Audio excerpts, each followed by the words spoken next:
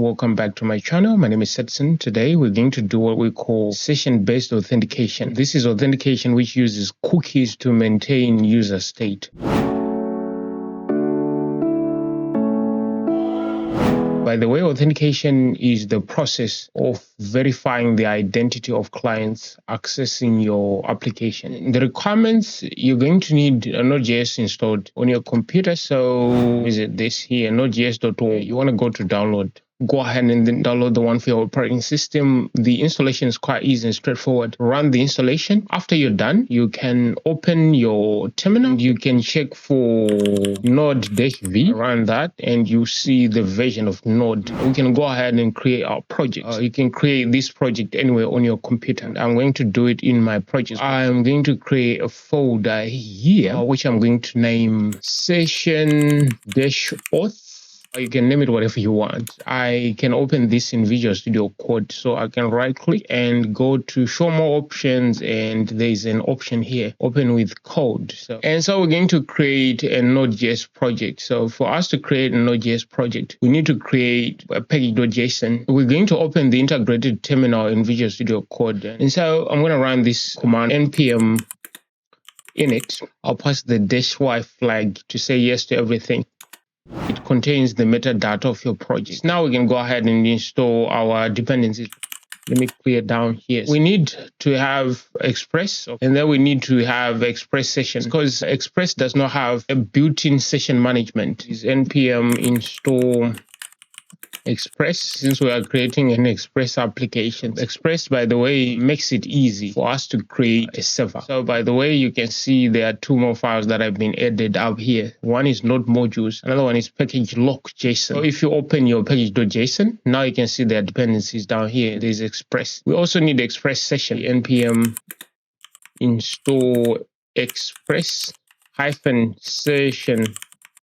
Okay, now we have Express session as well installed in our project. So we have those out of the way. We can also install nodemon to restart our server, because we don't want to be restarting our server manually. We can run npm install -d, a capital letter D, which means it's going to be a dev dependency in nodemon. You have in your package.json Express session for session management, Express for creating our server, and then nodemon for restarting our server. Well, with this done, we can create this index.js right here. So actually, this file, this main file, you can name it whatever you want. We can just call it server.js right here. So I'm going to create this file, server.js. Make sure you are in the project folder, server.js. And so we're going to create our server. And so we say const express. We require, in quotation marks, express const app. We're going to create an app, and then we use this express right here. We can create a port, let me say 5,000, but you can have any other port here as long as there's nothing running on that port on your local machine. App.listen. We can pass in the port and also the callback function. Let me say console log. Then I'm going to use backticks and say server listening on port. And then we'll pass in the port is a string literal. So we're going to say port, which is this variable that we created out here. So if we save this and go back to our package.json, we want to create a script that is going to run our server. So we don't need this test. We're going to call it dev start, or you can name it whatever you want. And then this is going to run nodemon. And then the name of the file that's going to run is going to be server.js. And so now we can use npm to run this script. Let me open my terminal, clear, do npm run dev start. This name right here is coming from the name of the script that we created here. So if I run this, down here say server is listening on port 5,000, which means our server is actually running. But now it's doing nothing. We need a route, right? App.method. We have these HTTP methods that we can use. We can use get, posts, delete, and many others. But in this case, we're going to use get. You specify the path. In this case, let me call this /dashboard. Takes in a callback function as well. So I'm going to make it an arrow function. This one, we pass in the request and the response, and then we can then respond. We can send some data. Welcome to your dashboard. We are saving something at /dashboard. So let's try this out. The way I'm going to do this, I'm not going to be using the browser. I'm going to use an extension. You go to extensions, search for REST client, this extension right here. Install this extension. Once you have done the installation, I want you to go back inside your project. You have to create a file which you can name whatever you want. I usually call it request, but it has to have a .rest extension or HTTP like this. So I'll stick to HTTP. To make requests to this endpoint is a GET request. So here you have to specify in all uppercase GET, GET, and then the endpoint HTTP : // localhost 5000. That's the port that we are saving this. The path is /dashboard. That is the path on the server. And for us to send a request, you can see there's a link that is created up here. And so you can click that to access this endpoint. So let's go ahead and send a request. You can see now we can access that welcome to your dashboard, which is this endpoint right here. These are headers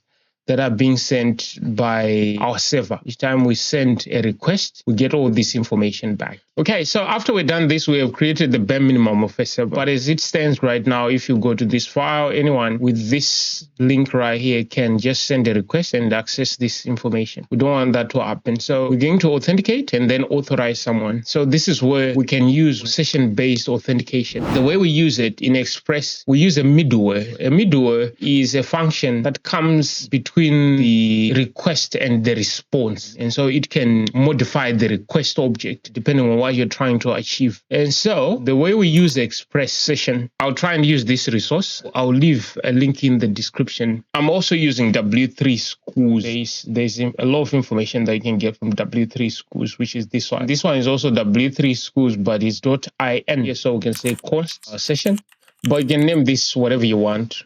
We're going to require, in quotation marks, express dash session.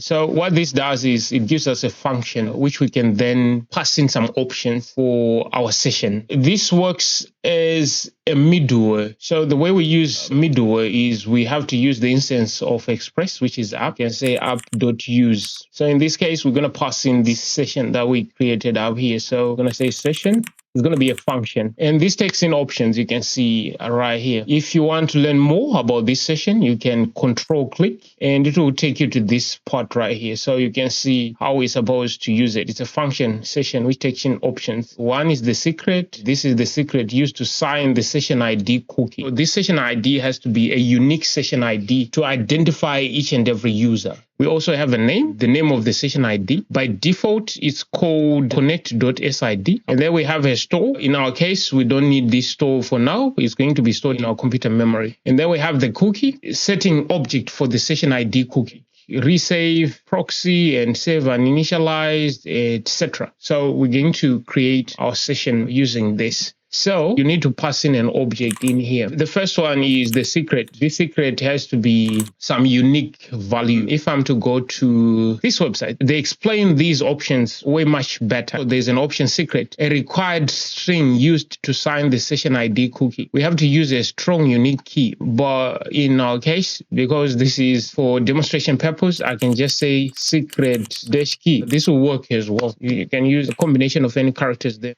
The resave is going to be false. We don't want to resave every time if they've made no changes to their session. Resave uninitialized. I'm going to set this to false. We need the cookie. So this is going to be an object. Is secure. Make this secure in production. So the way you do that is process.env.node_env triple equal to production. Your cookies are sent over HTTPS in production. And you also need to set the max age of the cookie, okay? Because eventually you need this to expire at some point. So let's say 60,000.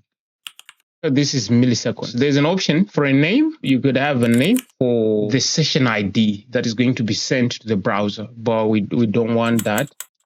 We're going to create another route, which is app.post login.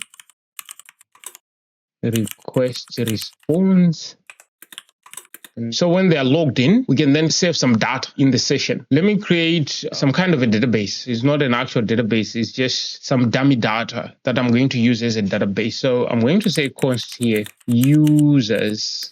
There's going to be an array which contains objects. A user with an ID of maybe 1, a username, let's say Saturn, password, it tests 1, 2, 3, 4. We are assuming that these users are already registered in our system. So we're not going to be creating a registration route for signing up. We're going to log them in. And so we can say const can destructure username, comma password. They pass this information via the request.body. We can then use this information to check against our database. So we can say down here const user. Users dot if we find, we're using the find method of an array, u dot username is equal to this username, and also let's just check for the password, u dot password is equal to password. Of course, there are some checks that you have to make if this is not provided. If we don't find any user, if not user, we're going to return a response.json.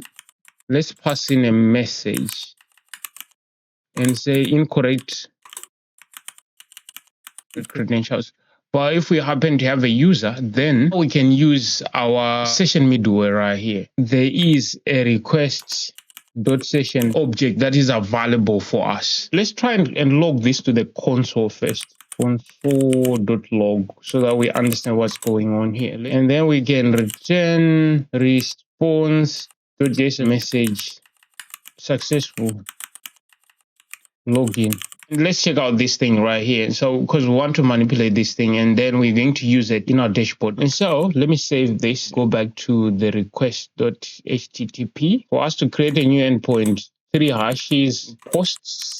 That is a post request up.post /login. So it's http // localhost 5000 /login. Okay, so since we're posting information, so we have to specify the content type that we're posting. In this case, we're posting application /JSON in the form of curly brackets, username and password. So in double quotes, username, insert password, again in double quotes, paste 1, 2, 3, 4. If I'm to send a request, internal server error, cannot destructure property. Okay, this is because we need to pass in another middleware for Express to be able to handle this data. Okay, so we can say app.use express.json.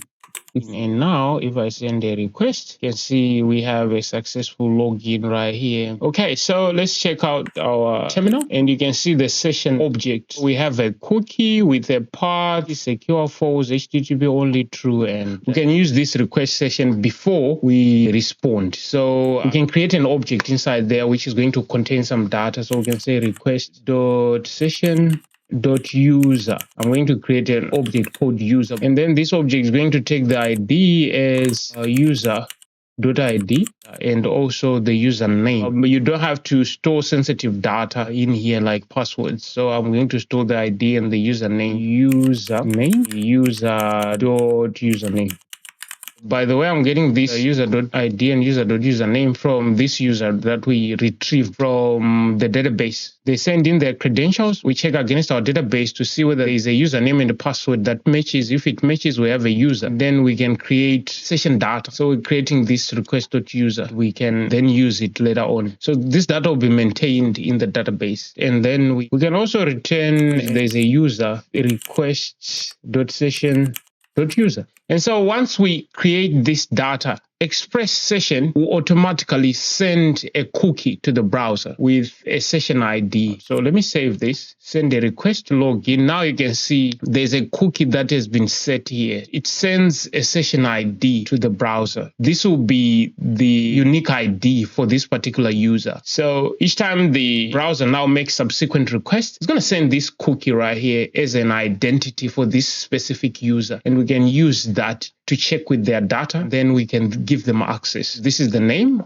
of this session ID. By default, it's called connect.sid, but you can change this name if you want. You can, let me close this. You can specify here when you create this session. Let's name it sets in quotation marks.